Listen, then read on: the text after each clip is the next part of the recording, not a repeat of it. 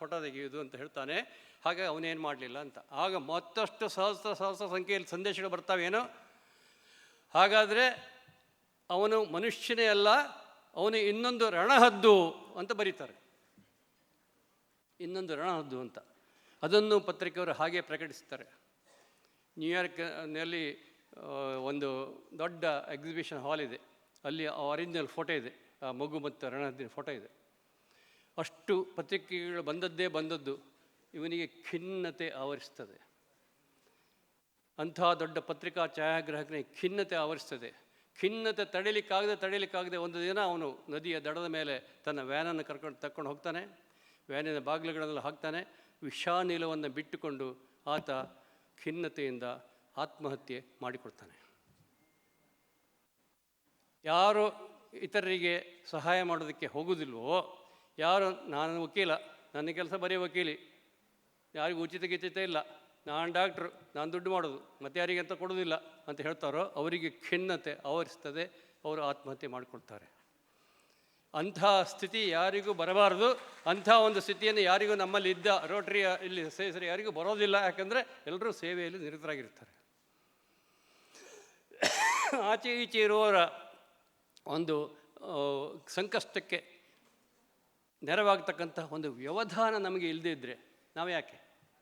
ಮುಂಬೈಯಲ್ಲಿ ನಿಬಿಡವಾದಂತಹ ರಸ್ತೆಯಲ್ಲಿ ಒಂದು ಹೊಸ ಕಾರು ಹೋಗ್ತಾ ಇರುವಾಗ ಒಂದು ಕಲ್ಲು ಬಂದು ಬೀಳ್ತದೆ, ಇಟ್ಟಿಗೆ. ಕಾರಿಗೆ ಡೆಂಟ್ ಆಗ್ತದೆ. ಕಾರನ್ನು ಅವನು ನಿಲ್ಲಿಸ್ತಾನೆ, ಓಡಿ ಹೋಗ್ತಾನೆ. ಅಲ್ಲಿ ಒಬ್ಬ ಹುಡುಗ ಇಟ್ಟಿಗೆ ಬೀಸಾಡಿದ, ಅವನ್ನ ಹಿಡಿತಾನೆ, ಹೊಡಿಲಿಕ್ಕೆ ಹೋಗ್ತಾನೆ. ಯಾಕೆ ಇಟ್ಟಿಗೆ ಬೀಸಾಡಿದೆ ಅಂತ ಅವನು ಹೇಳ್ತಾನೆ, ತಡೀರಿ, ನನ್ನ ಮಾತು ಕೇಳ್ಕೊಳ್ಳಿ, ಆನಂತರ ನೀವು ಹೊಡಿಬೇಕಾ ಬೇಡ ನೋಡಿ ಅಂತ ಹೇಳ್ತಾನೆ. ಏನು ನೀವು ಮಾತು ನೋಡಿ, ನನ್ನ ಅಣ್ಣ ಅಂಗವಿಕಲ, ಗಾಲಿ ಕುರ್ಚಿಲಿ ಬರ್ತಾ ಇದ್ದಾನೆ, ನಾನು ದುಡ್ಕೊಂಡು ಬರ್ತಾ ಇದ್ದಾನೆ, ಅದು ಬಿತ್ತು, ಅವನ ಮೇಲೆ ಬಿತ್ತು. ನಾನು ಎಷ್ಟೊತ್ತಿಂದ ಎತ್ತಲಿಕ್ಕೆ ಪ್ರಯತ್ನ ಮಾಡಿ ನನಗೆ ಎತ್ತಲಿಕ್ಕೆ ಆಗ್ತಾಯಿಲ್ಲ. ನಾನು ಬೊಬ್ಬೆ ಹೊಡಿತಾ ಇದ್ದೇನೆ ಅರ್ಧ ಗಂಟೆ 1 ಗಂಟೆಯಿಂದ. ಒಬ್ಬ ಕಾರು ನಿಲ್ಲಿಸಲಿಲ್ಲ ಯಾರು. ಮತ್ತೇನು ಮಾಡೋದು ಅಂದರೆ ಇಟ್ಟಿಗೆ ತಗೊಂಡು ನಿಮ್ಮ ಕಾರಿಗೆ ಬಿತ್ತು. ಈಗ ಹೇಳಿ, ನನಗೆ ಸಹಾಯ ಮಾಡ್ತೀರಾ, ಹೊಡಿತೀರಾ ಅಂತ. ಇವನ ಮನಸ್ಸು ಕರಗಿ ಹೋಯಿತು. ಅವನನ್ನು ಎತ್ತಿ ಮನೆಗೆ ಬಿಟ್ಟು ನಂತರ ಆ ಕಾರಿನ ಡೆಂಟನ್ನು ಆತ ರಿಪೇರಿ ಮಾಡಿಸ್ಲೇ ಇಲ್ಲ. ಆತ ಹೇಳ್ತಾನೆ, ನಮ್ಮ ಪಕ್ಕದಲ್ಲಿರುವವರ ಸಂಕಷ್ಟವನ್ನು ಒಂದು ಅರಿತುಕೊಳ್ತಕ್ಕಂತಹ, ಅವರಿಗೆ ಸಹಕಾರ ಮಾಡ್ತಕ್ಕಂತಹ ಒಂದು ವ್ಯವಧಾನ ನಮಗೆ ಇಲ್ಲದೇ ಇದ್ದರೆ ನಮ್ಮ ಜೀವನ ಯಾತಕ್ಕೆ? ಹಾಗಾಗಿ ಈ ಡೆಂಟ್ ಎನ್ನುವುದು ನನಗೆ ಯಾವಾಗಲೂ ಕೂಡ ನೆನಪಿಸ್ತದೆ, ನೀನು ಇತರರಿಗೆ ಕಷ್ಟದಲ್ಲಿ ಸಹಾಯ ಮಾಡಬೇಕು, ಸೇವಾ ಹಿ ಪರಮೋ ಧರ್ಮ ಎನ್ನುವಂಥದ್ದು ನನಗೆ ಕಲಿಸಿಕೊಟ್ಟದ್ದು ಈ ಡೆಂಟ್ ಅಂತ ಹೇಳಿ ಅವನು ಹೇಳ್ತಾನೆ. ಆ ಡೆಂಟನ್ನು ಹಾಗೆ ಇಟ್ಕೊಳ್ತಾನೆ. ಇದು ನಮ್ಮಲ್ಲಿ ಇಡಬೇಕು. ನಾವು, ನೀವು, ನಾರಾಯಣರೆಲ್ಲ ಯಾರು ನಮ್ಮ ಕಾರಿಗೆ ಹೊಡಿಲಿಲ್ಲ, ಡೆಂಟ್ ಆಗಲಿಲ್ಲ, ಆ ಡೆಂಟ್ ಆಗದೇ ಸೇವೆಯನ್ನು ಮಾಡ್ತಕ್ಕಂಥವ್ರು ಇದ್ದರೆ ಡಾಕ್ಟರ್ ನಾರಾಯಣರವರು, ಅವರನ್ನು ಹಾರ್ದಿಕವಾಗಿ ನಾವು ಅಭಿನಂದನೆ ಮಾಡಿ ಮಾನವೀಯ ಚೌಪದಿಯಿಂದ ಅವರಿಗೆ ಶುಭ ಹಾರೈಸ್ತೇನೆ. ನಮ್ಮ ಭಾಗದಲ್ಲಿ ನವರಾತ್ರಿಯ ಸಮಯದಲ್ಲಿ ಹೂವಿನ ಕೋಲನ್ನು ಹಿಡಿದುಕೊಂಡು ಹುಡುಗರು ಮನೆಗೆ ಬಂದು ಮಾನವೀಯ ಚೌಪದಿಯಿಂದ ಹರಕೆ ಹೇಳ್ತಾರೆ. ಏನು? ಧನ ಕನಕ ವಸ್ತು ವಾಹನವಾಗಲೆಂದು. ಇದು ನಾನು ನಾರಾಯಣರಿಗೆ ಹೇಳ್ತಕ್ಕಂಥದ್ದು ಬಾಲಕನಾಗಿ. ಧನ ಕನಕ ವಸ್ತು ವಾಹನವಾಗಲೆಂದು, ಕನಕ ದಂಡಿಗೆ ಚೌರಿ ನಿಮಗಾಗಲೆಂದು, ದಿನದಿನಕ್ಕೆ ರಾಜಮನ್ನಣೆ ಹೆಚ್ಚಲೆಂದು, ಅನುದಿನವೂ ಹರಸುವೆವು ನಾವೆಲ್ಲ ಇಂದು, ಅನುದಿನವೂ ಹರಸುವೆವು ನಾವೆಲ್ಲ ಇಂದು. ಛತ್ರ ಚಾಮರ ತೇಜಿ ನಿಮಗಾಗಲೆಂದು, ಅರ್ತಿ ಮಾಲುಕುಮಿ ನಿಮಗೆ ಒಲಿಯಲೆಂದು, ಪುತ್ರ ಪೌತ್ರರಿಗೆ ಪುತ್ರರು ಹೆಚ್ಚಲೆಂದು, ಪ್ರೀತಿಂ ಹರಸುವೆವು ನಾವೆಲ್ಲ ಇಂದು.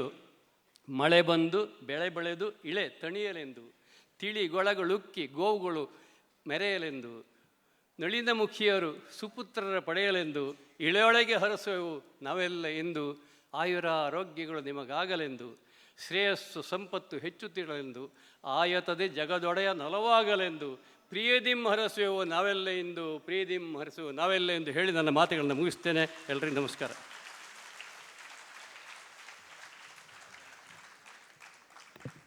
ಸೇವಾ ಹಿ ಪರಮೋ ಧರ್ಮ, ಈ ಒಂದು ವಿಚಾರಗೋಷ್ಠಿಗೆ ಅರ್ಥಪೂರ್ಣವಾದಂತಹ ಮುನ್ನುಡಿಯನ್ನು ಬರೆದಿರುವಂತಹ ASN ಹೆಬ್ಬಾರ್ ಸರ್ಗೆ ಹೃತ್ಪೂರ್ವಕವಾದಂಥ ಧನ್ಯವಾದಗಳನ್ನು ಅರ್ಪಿಸ್ತೀನಿ. ನಾನು ತೇಜಸ್ವಿನಿ ಅನಂತಕುಮಾರ್ ಅವರ ಪರಿಚಯವನ್ನು ಮಾಡುವಾಗ 2 ಸಂಗತಿಗಳನ್ನು ಬಿಟ್ಟುಬಿಟ್ಟಿದ್ದೆ. ಅವರು ಕೋಲ್ಕತ್ತಾದ IEST ಇದರ ಹಾಗೂ ಕುರುಕ್ಷೇತ್ರದ NIT ಇದರ ಅಧ್ಯಕ್ಷರಾಗಿಯೂ ಕೂಡ ಅವರು ಕಾರ್ಯವನ್ನು ನಿರ್ವಹಿಸ್ತಾ ಇದ್ದಾರೆ. ಹಾಗೆ IIT ರೂರ್ಕೆಲಾ ಇದರ ಸದಸ್ಯರಾಗಿಯೂ ಕೂಡ ಅವರು ಸೇವೆಯನ್ನು ಸಲ್ಲಿಸ್ತಾ ಇದ್ದಾರೆ. ಈಗ ತೇಜಸ್ವಿನಿ ಅನಂತಕುಮಾರ್ ಅವರು ನಮ್ಮನ್ನು ಉದ್ದೇಶಿಸಿ ಮಾತನಾಡಬೇಕು ಅಂಥೇಳಿ ವಿನಂತಿಯನ್ನು ಮಾಡ್ತೇನೆ.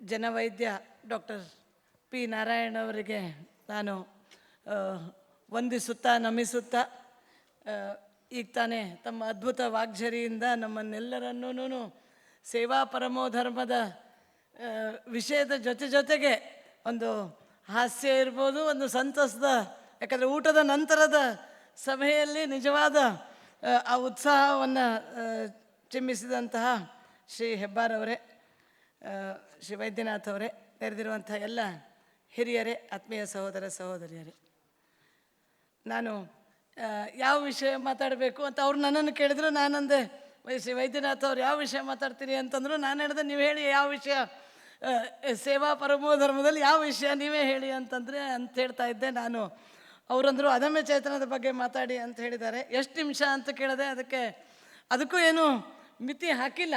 ಈಗ ನೋಡಿ ಚೀಟಿ ಬರೋವರೆಗೆ ಅಥವಾ 10 ನಿಮಿಷ, 10ರಿಂದ 15 ನಿಮಿಷ ಮಾತಾಡುವಂಥ ಪ್ರಯತ್ನ ಮಾಡ್ತೀನಿ. ಮೊದಲನೇದಾಗಿ ನಾನು ಬೆಂಗಳೂರಿನಿಂದ ಬೆಳಿಗ್ಗೆ ಹೊರಟು ಇವತ್ತು ಬರಬೇಕು ಅಂತನ್ಲಿಕ್ಕೆ ಮುಖ್ಯ ಕಾರಣವೇ, ನನಗೆ 6-7 ತಿಂಗಳಿಂದ ಆಯೋಜಕರು ಸಂಪರ್ಕದಲ್ಲಿದ್ದರು, ಬರಬೇಕು ಅಂತ ಆ ಒಂದು ಒತ್ತಾಸೆಯೂ ಇತ್ತು.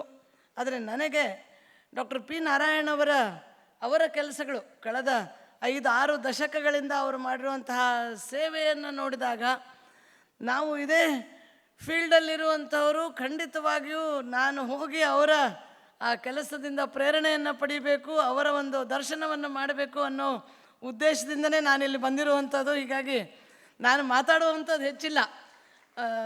ಅದರಲ್ಲೂ ಶಿವಮೊಗ್ಗದ ಇಲ್ಲಿರುವಂತಹ ಒಂದು ಸಂವೇದನಾಶೀಲ ಬುದ್ಧಿವಂತ ನಾಗರಿಕರು ಇವತ್ತು ಇಲ್ಲಿ ಸೇರಿರೋದು ನೋಡಿದಾಗ ನನಗೆ ಭಾಳ ಸಂತೋಷ ಅನಿಸುತ್ತೆ. ಅದಮ್ಯ ಚೇತನ ಬೆಂಗಳೂರಿನಲ್ಲಿ ಇರ್ಬೋದು, ಆದರೆ ಅಲ್ಲಿರೋ ಬಹಳಷ್ಟು ಕೆಲಸಗಳಿಗೆ ಪ್ರೇರಣೆ ಬಂದಿರೋದೇ ನಿಮ್ಮ ಜಿಲ್ಲೆಯಿಂದ. ಇವತ್ತಿಗೂ ನನಗೆ ನಮ್ಮ ಕೆಲಸದಲ್ಲಿ ಸಹಕಾರ ಬರ್ತಾ ಇರೋದೇ ಈ ಜಿಲ್ಲೆಯಿಂದ ಅಂತ ನಾನು ಸ್ಪಷ್ಟವಾಗಿ ಈ ಸಂದರ್ಭದಲ್ಲಿ ಹೇಳಲಿಕ್ಕೆ ಇಚ್ಛೆಪಡ್ತೀನಿ. ಜೊತೆಗೆ ಇನ್ನೊಂದು ಕರೆಕ್ಷನನ್ನು ವೈದ್ಯನಾಥ್ ಅವರು ಒಂದು ಕರೆಕ್ಷನ್ ಹೇಳಿದರು ನನ್ನ ಪರಿಚಯದಲ್ಲಿ.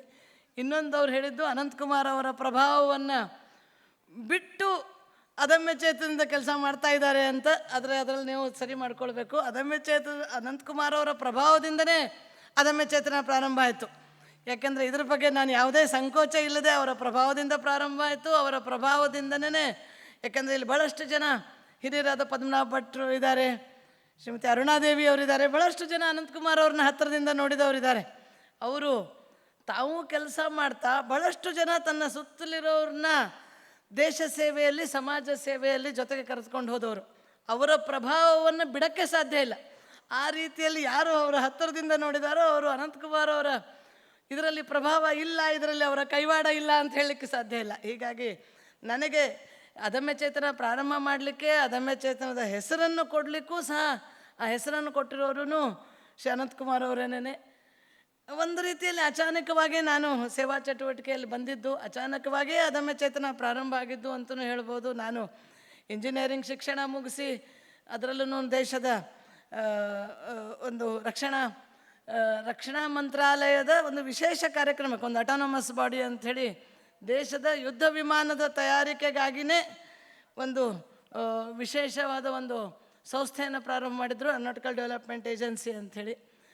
ಯಾಕಂದರೆ ನಮ್ಮ ದೇಶದಲ್ಲಿ ಇತ್ತೀಚೆಗೂ ಇನ್ನೂ ನಾವು ಪ್ಯಾಸೆಂಜರ್ ಏರ್ಕ್ರಾಫ್ಟ್ ಇನ್ನೂ ನಾವು ನಮ್ಮ ದೇಶದಲ್ಲಿ ತಯಾರಾಗಿರೋದಾಗಿಲ್ಲ. ಸ್ವದೇಶಿ ವಿಮಾನ, ಮೊದಲನೇ ವಿಮಾನ ಹಾರಾಡಿದ್ದೇ ಯುದ್ಧ ವಿಮಾನ, ಅದೇ ADAಯಿಂದ ಮಾಡಿರುವಂತಹ ಲೈಟ್ ಕಾಂಬ್ಯಾಟ್ ಏರ್ಕ್ರಾಫ್ಟ್.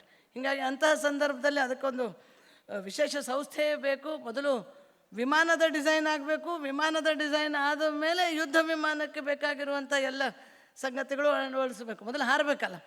ಹೀಗಾಗಿ ಅಂಥ ಒಂದು ಸಂಸ್ಥೆಯಲ್ಲಿ ಕೆಲಸ ಮಾಡ್ತಾಯಿದ್ದೆ. ಭಾಳಷ್ಟು ಬೆಳಗ್ಗೆ ಹೋದರೆ ರಾತ್ರಿವರೆಗೆ ಕಂಪ್ಯೂಟರ್ ಮಾನಿಟ್ರ್ ಹಿಂದೆ ಕೂತ್ಕೊಳ್ಳುವಂಥದ್ದೇ.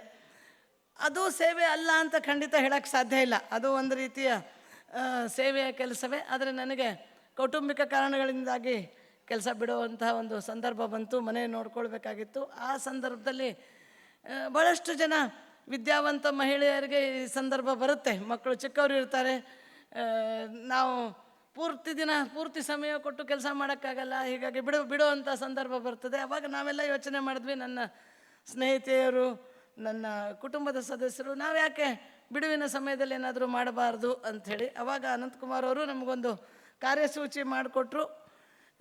ಒಂದು ಟ್ರಸ್ಟ್ ಮಾಡೋಣ, ಒಂದಿಷ್ಟು ಕೆಲಸ ಏನು ಮಾಡ್ಬೋದು ಅನ್ನೋದನ್ನು ನೀವೇ ಹುಡುಕಿ, ಹೇಗೆ ನಿಮ್ಮ ಪರಿಧಿಯಲ್ಲಿ ನೀವೇನು ಮಾಡ್ಬೋದು ಅಂತ ಹುಡುಕಿ ಅಂತ ಹೇಳಿದರು. ಅಲ್ಲಿಂದ ಅದಮ್ಯ ಚೇತನದ ಕೆಲಸವನ್ನು ಎಲ್ಲಿಂದ ಪ್ರಾರಂಭ ಮಾಡಬೇಕು ಅಂದಾಗ ನಮಗೆ ಭಾಳ ಸುಲಭ ಅನಿಸಿದ್ದು, ನಮ್ಮಲ್ಲೇ ಒಬ್ಬರಿಗೆ ಹೊಲಿಗೆ ಬರ್ತಿತ್ತು, ನಾನು ಹೊಲಿಗೆ ಹೇಳ್ಕೊಡ್ತೀನಿ ಅಂತ ಹೇಳಿದರು. ನನಗೆ ಕಂಪ್ಯೂಟರ್ ಬರ್ತಿತ್ತು, ಹೀಗಾಗಿ ನಾನು ಕಂಪ್ಯೂಟರ್ ಕ್ಲಾಸ್ ತೊಗೊಳ್ತೀನಿ ಅಂತ. ಹಾಗೆ ನಾವು ಹೊಲಿಗೆ ತರಬೇತಿ ಮತ್ತು ಕಂಪ್ಯೂಟರ್ ತರಬೇತಿಯನ್ನು ಯಾರಿಗೆ ಹೇಳ್ಕೊಡ್ಬೇಕು ಅಂತ ಬಂತು.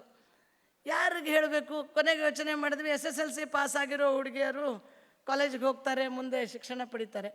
SSLC ಫೇಲ್ ಆದವರಿಗೆ ಅಂಥೇಳಿ ನಾವು ನಮ್ಮ ಮೊದಲನೇ ಪ್ಯಾಂಪ್ಲೆಟೇ ಇತ್ತು, SSLC ಫೇಲ್ ಆದವ್ರಿಗೆ ಮಾತ್ರ ನಾವು ತಗೊಳ್ತೀವಿ ಅಂತ. ಹೀಗೆ ಅದಮ್ಯ ಚೇತನ ಸ್ವಲ್ಪ ಬೇರೆ ರೀತಿಯಿಂದ ಸೇವಾ ಚಟುವಟಿಕೆಯನ್ನು ಪ್ರಾರಂಭ ಮಾಡಿದ್ವಿ. ನಂತರ ಸರ್ಕಾರಿ ಶಾಲೆಗಳ ಜೊತೆಗೆ ನಮ್ಮ ಕೆಲಸ ಪ್ರಾರಂಭ ಆಯಿತು. ಅಲ್ಲಿ ಪಾಠ ಹೇಳ್ಕೊಡೋದು, ಗಣಿತ ಹೇಳ್ಕೊಡೋದು, ಎಲ್ಲಿ ಶಿಕ್ಷಕರಿಲ್ವೋ ಅಲ್ಲಿ ಸಹಕಾರ ಕೊಡೋದು, ಹೀಗೆ ಶುರು ಆಗಿದ್ದು 2003ರಲ್ಲಿ ನಮಗೆ ಈ ಎಲ್ಲ ನಾವು ಎಲ್ಲಿ ಶಾಲೆಗಳ ಜೊತೆ ಕೆಲಸ ಮಾಡ್ತಾಯಿದ್ವೋ ಆಟ ಪಾಠ ಅಂತ ಒಂದು ಪ್ರಾಜೆಕ್ಟ್ ಮಾಡ್ತಾಯಿದ್ವಿ. ಆವಾಗ ಶಿಕ್ಷಕರು ಹೇಳಿದರು, ಆಟ ಪಾಠ ನಾವು ನೋಡ್ಕೊಳ್ತೀವಿ, ಊಟ ಸರ್ಕಾರ ಊಟ ಇದನ್ನು ಕಡ್ಡಾಯವಾಗಿ ಮಾಡಿರೋದ್ರಿಂದ ಅದು ಆವಾಗ ಅಡುಗೆಯವ್ರಿಗೆ 700 ರೂಪಾಯಿ ಕೊಡ್ತಿತ್ತು ಸರ್ಕಾರದಿಂದ. 100 ಗ್ರಾಮ್ ಅಕ್ಕಿ ಮತ್ತು ಅಡುಗೆಯವ್ರಿಗೆ 700 ರೂಪಾಯಿ ಕೊಡ್ತಾರೆ, ಮೇಲಿಂದ ಎಲ್ಲದಕ್ಕೂ 60 ಪೈಸೆ ಕೊಡ್ತಾರೆ. ಅದರಲ್ಲಿ ತರಕಾರಿ ತೊಗೊಂಡು ಬಂದು ಅಡುಗೆ ಮಾಡಬೇಕು. ಬೆಂಗಳೂರಿನಲ್ಲಿ ದಿನಕ್ಕೆ 700 ರೂಪಾಯಿ ಕೇಳ್ತಾರೆ ಅಡುಗೆಯವರು. ತಿಂಗಳಿಗೆ 700 ರೂಪಾಯಿ ಕೊಟ್ಟಂಥ ಕೊಟ್ಟು ನಮಗೆ ಅಂದರೆ ಯಾರೂ ಅಡುಗೆಯವ್ರು ಸಿಗಲ್ಲ, ಸ್ಥಳ ಇಲ್ಲ, ನೀರಿಲ್ಲ, ನೂರಾರು ಸಮಸ್ಯೆಗಳು.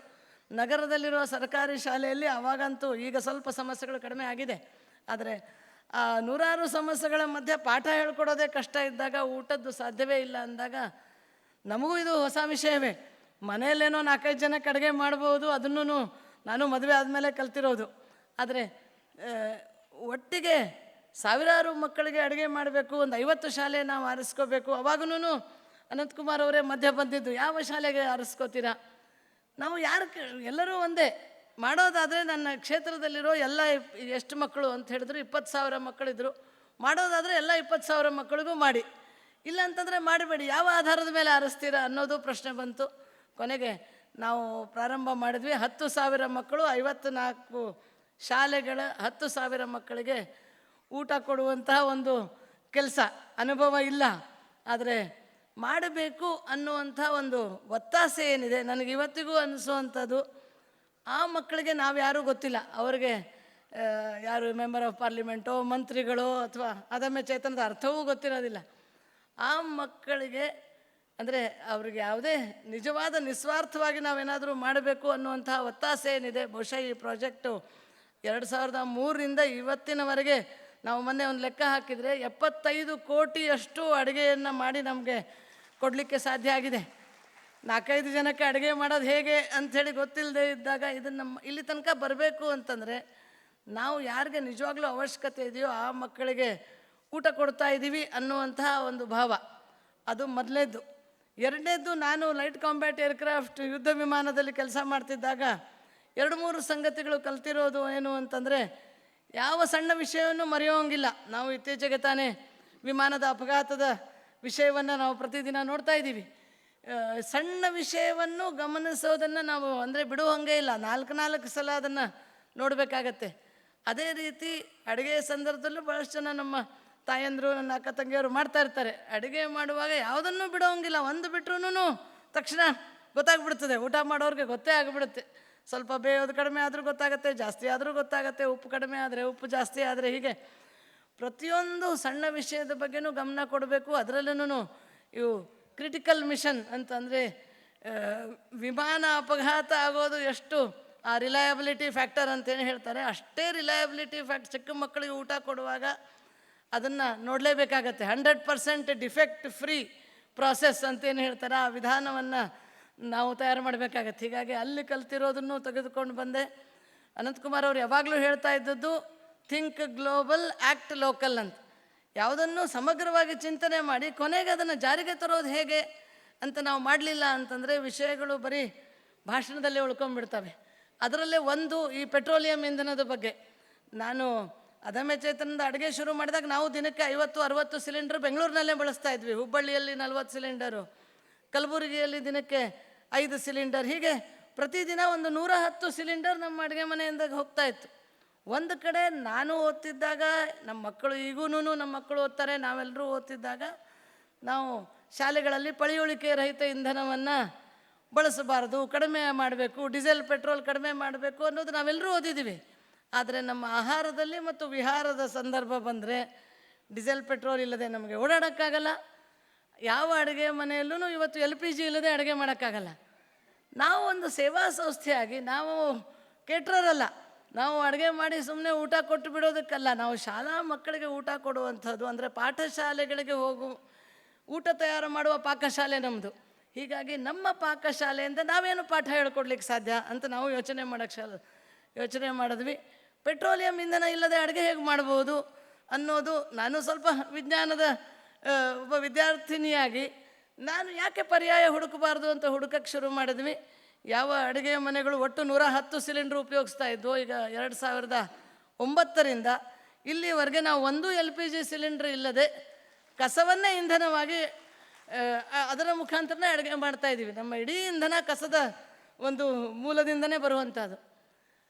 ಅಂದರೆ ಸೇವೆಯಲ್ಲಿ ನಾನು ಆಮೇಲೆ ಯೋಚನೆ ಮಾಡ್ತೀವಿ. ಪ್ರಾರಂಭದಲ್ಲಿ ನಾವು ಹೊಲಿಗೆ ತರಬೇತಿ, ನೋಟ್ಬುಕ್ ಕೊಡೋದು, ಮಕ್ಕಳಿಗೆ ಯೂನಿಫಾರ್ಮ್ ಕೊಡೋದ್ರಿಂದ ಪ್ರಾರಂಭ ಆಗಿ ಊಟ ಕೊಡೋದ್ರಿಂದ ಪ್ರಾರಂಭ ಮಾಡ್ತಾ ಶೂನ್ಯ ತ್ಯಾಜ್ಯ ಅಡುಗೆ ಮನೆ ಅನ್ನೋದನ್ನು ನಡೆಸೋದ್ರಿಂದ ನಮ್ಮ ಕಾರ್ಯಕ್ರಮಗಳಲ್ಲಿ ಕಸರಹಿತ ಕಾರ್ಯಕ್ರಮವನ್ನು ಮಾಡೋದು ಒಂದು ದೊಡ್ಡ ಸೇವೆ.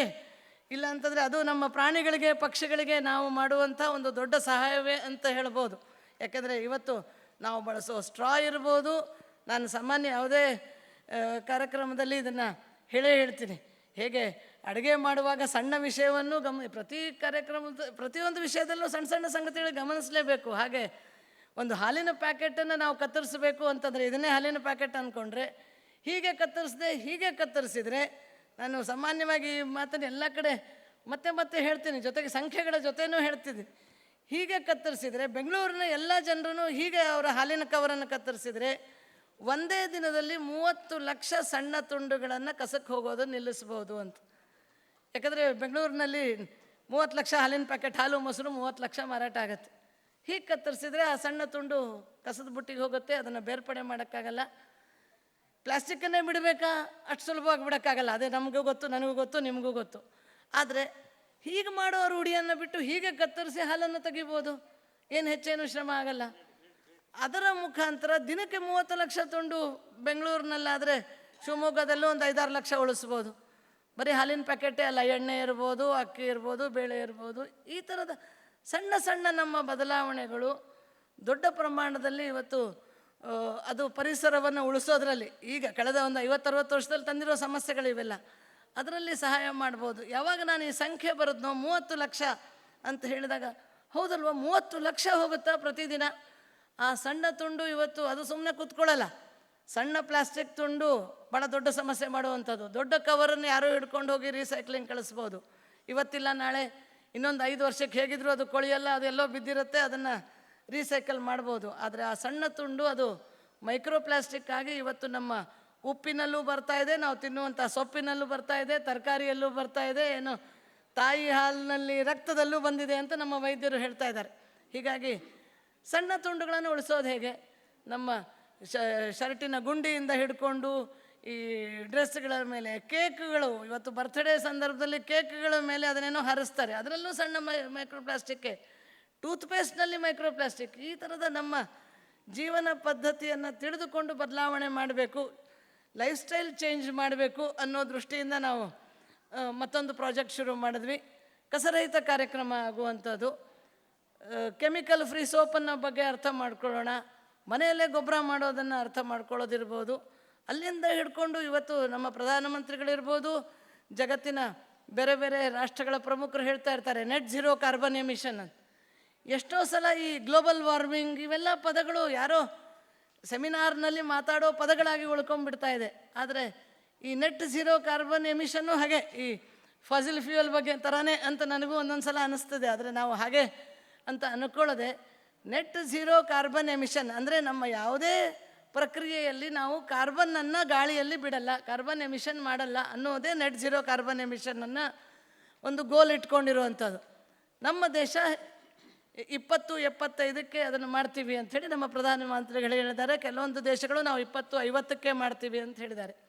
ನಾನು ಒಂದು ಯೂನಿವರ್ಸಿಟಿಯ 2 ಯೂನಿವರ್ಸಿಟಿಯ ಜವಾಬ್ದಾರಿ ನನ್ನ ಹೆಗಲಿಗಿದೆ. ನಾನು ಹೇಳ್ತಾ ಇದ್ದೆ, ನೋಡಿ, ಇಂಡಸ್ಟ್ರಿಗಳಿಗೆ ನೆಟ್ ಝೀರೋ ಕಾರ್ಬನ್ ಮಾಡೋದು ಕಷ್ಟ, ಜನಸಾಮಾನ್ಯರಿಗೂ ಕಷ್ಟ. ಆದರೆ ವಿಶ್ವವಿದ್ಯಾಲಯಗಳು ಯಾಕೆ ನಾವು ನೆಟ್ ಝೀರೋ ಕಾರ್ಬನ್ ಎಮಿಷನ್ ಬಗ್ಗೆ ಯೋಚನೆ ಮಾಡಬಾರ್ದು? ಝೀರೋ ಅಲ್ಲ, ನೆಟ್ ನೆಗೆಟಿವ್ ನಾವು ವಿಶ್ವವಿದ್ಯಾಲಯಗಳು ಮಾಡಿದ್ರೆ ಮಾತ್ರ ನೆಟ್ ಝೀರೋ ಹತ್ರ ಹೋಗಲಿಕ್ಕೆ ಸಾಧ್ಯ ಇದೆ. ಇಲ್ಲ ಅಂತಂದರೆ ಇವೆಲ್ಲ ಭಾಷಣದ ಮಾತುಗಳಾಗೇ ಉಳಿತವೆ. ಹೀಗಾಗಿ ಥಿಂಕ್ ಗ್ಲೋಬಲ್ ಆಗಿ ಲೋಕಲ್ ಲೆವೆಲಲ್ಲಿ ಏನು ಆ್ಯಕ್ಟ್ ಮಾಡ್ಬೋದು. ಇವತ್ತು ಯೂನಿವರ್ಸಿಟಿ ಕ್ಯಾಂಪಸ್ಸಲ್ಲಿ ನಾನು ಕಲ್ಕತ್ತಾದಲ್ಲಿ ಹೋದಾಗ, ಇವತ್ತು ಇದೆ, ಇನ್ನೂ ಪೂರ್ತಿ ನಮಗೆ ಹೋಗೋಕ್ಕಾಗಿಲ್ಲ, ಪ್ರತಿದಿನ ಎಷ್ಟು ಕಸ ಬರುತ್ತೆ ಅಂತ ನಾನು ಕೇಳಿದ್ರೆ ಪ್ರತಿದಿನ 1 ಲಾರಿ ಕಸ ನಮ್ಮ ಯೂನಿವರ್ಸಿಟಿಯಿಂದ ಹೋಗುತ್ತೆ. ಒಂದು ಮದುವೆ ಮಾಡಿದರೆ ಬೆಂಗಳೂರಿನಲ್ಲಿ ಒಂದು 15-20 ಲಾರಿಯಷ್ಟು ಕಸ ಪ್ಯಾಲೇಸ್ ಗ್ರೌಂಡಿಂದ ಹೋಗುತ್ತೆ. ಇದಕ್ಕೆ ಏನು ಪರ್ಯಾಯ ಅಂತಂದಾಗ ನಾವು ಪ್ಲೇಟ್ ಬ್ಯಾಂಕ್ ಅಂತ ಒಂದು ಪ್ರಾಜೆಕ್ಟ್ ಶುರು ಮಾಡಿದ್ವಿ. ಅದಕ್ಕೂ ಏನೂ ಚಾರ್ಜ್ ಮಾಡಲ್ಲ. ನಾನು ಹೇಳ್ತಾ ಇದ್ದೆ, ಇದು ಒಂದು ಸೇವಾ ಚಟುವಟಿಕೆ. ನೀವು ಶ್ರೀಮಂತರು ಇರ್ಬೋದು, ಬಡವರು ಇರ್ಬೋದು, ನಾವು ತಲೆ ಕೆಡಿಸ್ಕೊಳ್ಳಲ್ಲ. ನಿಮ್ಮ ಕಾರ್ಯಕ್ರಮದಲ್ಲಿ ಕಸ ಆಗಬಾರ್ದು ಅಂತಂದರೆ ಈ ತಟ್ಟೆ ತೆಗೆದುಕೊಂಡು ಹೋಗಿ, ನಾವೇನೂ ಚಾರ್ಜ್ ಮಾಡಲ್ಲ, ಬಳಸಿ ವಾಪಸ್ ತಂದು ಕೊಡಿ. ಇದು ಒಂದು ರೀತಿಯ ಸೇವಾ ಚಟುವಟಿಕೆ ಆಗಬಹುದು, ಸುಲಭದಲ್ಲಿ. ಅಷ್ಟು ಅಡುಗೆ ಮಾಡುವಷ್ಟು ಕಷ್ಟ ಇಲ್ಲ.